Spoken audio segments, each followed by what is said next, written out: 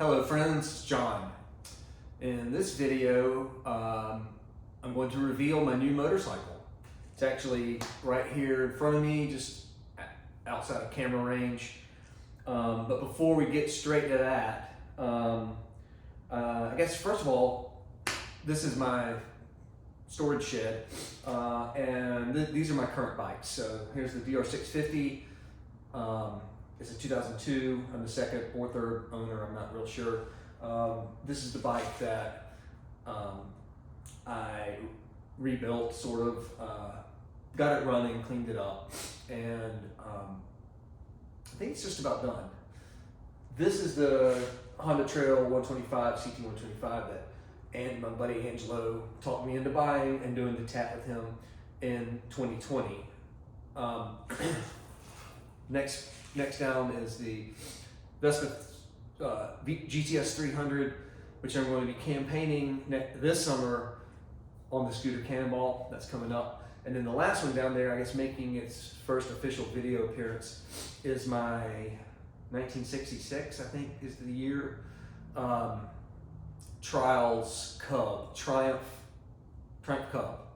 I guess it was originally a Mountain Cub, but that one has been modified and set up in a Trials trim.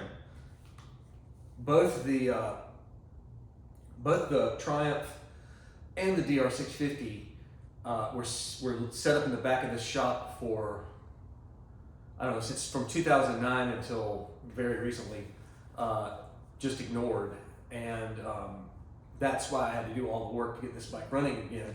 And my next project is going to be getting that bike running again, hopefully use it to compete on some vintage trials. And my goal is to have it ready to go for the Mid-Ohio Vintage Motorcycle Days, which is the end of July.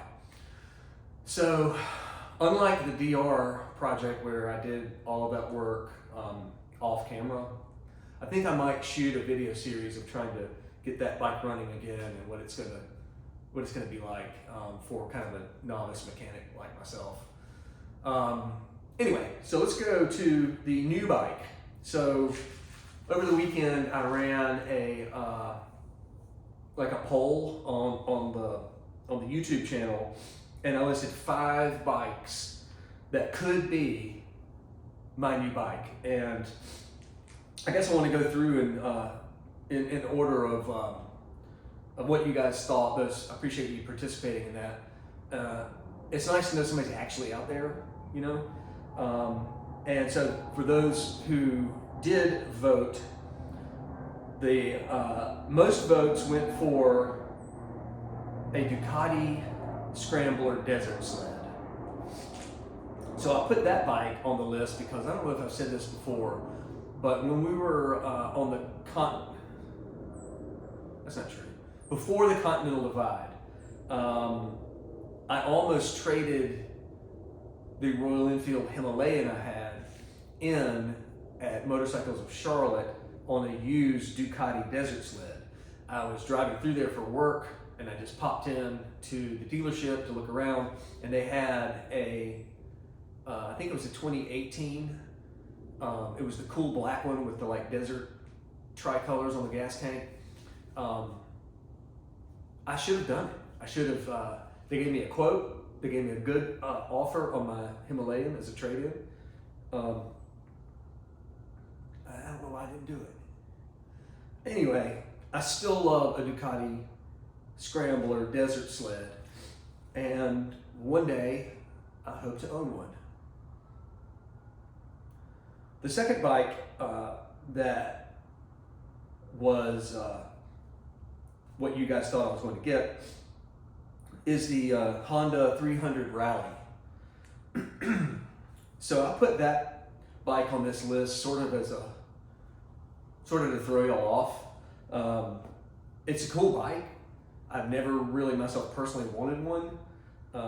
If I didn't have this bike or this bike, I might have looked for a Honda 300 Rally for the tap. But there's a couple of reasons why for me it's not ideal, I guess, would be number one, they're kind of expensive still. They're hard to find used. And and they, from all the reports and reviews and everything, seems like they have suspension that's really set up for someone that's a lot lighter weight than I am. So I have to do suspension. I probably want to do a seat concepts upgrade, maybe something with the handlebar guards and all that. So it would be kind of expensive. And then what I would end up with is a lightweight, dual sport, light adventure bike that's probably not as good as this one. So the 300 Rally is not the bike. The third choice was the third place in the votes was the BMW R1150 GSA. Now, the truth about this is, I found one at the kind of local motorcycle shop up the street who I've used for some of my work.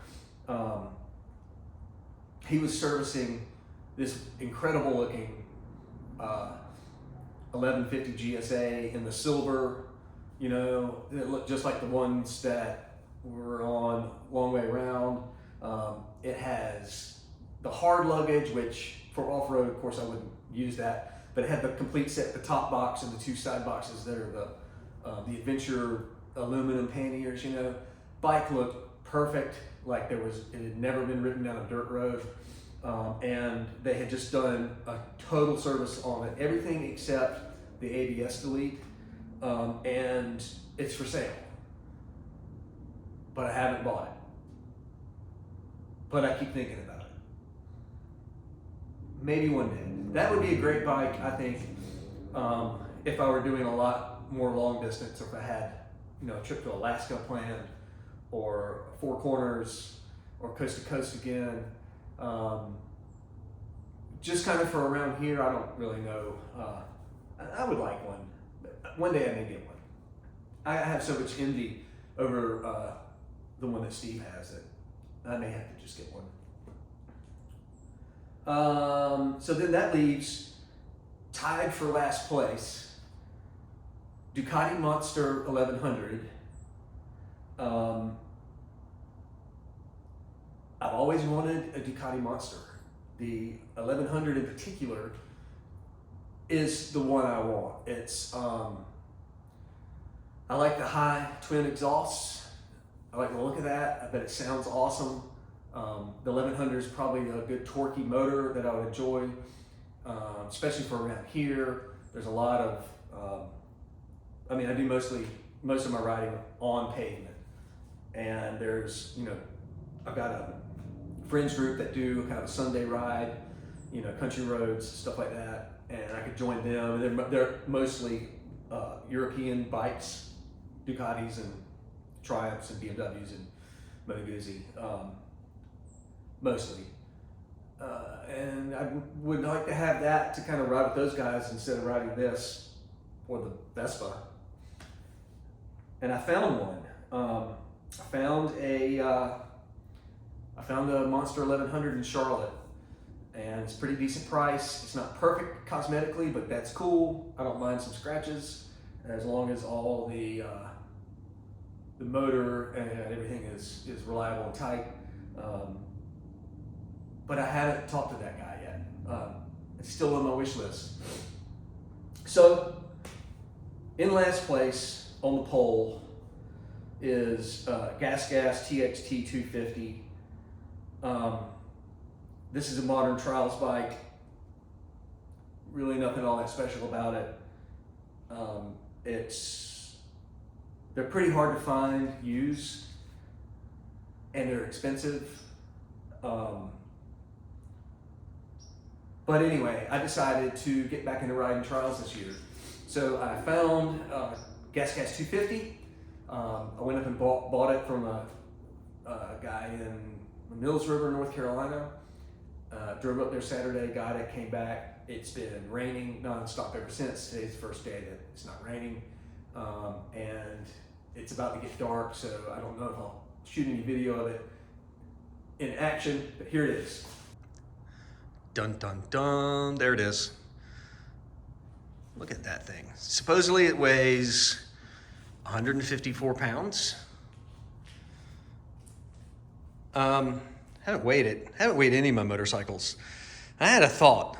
So I could look this up on Google, but I'm gonna ask you guys, is it possible to get like a regular old bathroom scale, two bathroom scales, and like put the rear wheel on one and the front tire on a second scale, and then just like add together the two weights? Would that work to weigh a motorcycle? Leave a comment and tell me if that's a crazy idea, if that's like, duh, of course. Anyway, Michelin Trials tires still have sharp edges. It's got a little computer, well, not a computer, but like a timekeeper, and it collects the hours of runtime. So it's been run 4 hours. That's how much the engine's been broken in. Yeah, that's it. This is not my first kind of modern trials bike. I've owned a Beta and a Montesa and a Scorpa, but this is the first one I've had that's in this good of shape and this new. I'm stoked. Here's a little kickstart here. You got disc brakes front and rear, 250cc two-stroke. Here's your gas tank, little tiny miniature gas tank, holds a 0.6 gallon. I don't know how far that'll get me. I guess I'll see when I go to my first trial, which will hopefully be the end of March. There's one in Georgia. I need to get a number plate. I mean, it has actually pretty cool. It has a headlight. I've never had a trials bike with a functioning headlight, and it has a brake light. But maybe after my first trial and I figure out what class I'm going to compete in this year, I'll get a number plate made up. May just try to ride without one first event. Little guard over the front brake protector. It does have a couple scratches right here where the owner dropped it on a log or a rock or something, but otherwise, just like fantastic condition. I'm psyched. Yeah, that's it. Not what you guys thought, but that's what's gonna happen this year. All right, thanks for watching, and we'll get some more videos of riding up soon. Weather's starting to get nice with 70 degrees today. It's just about time. All right, take it easy, guys. Bye.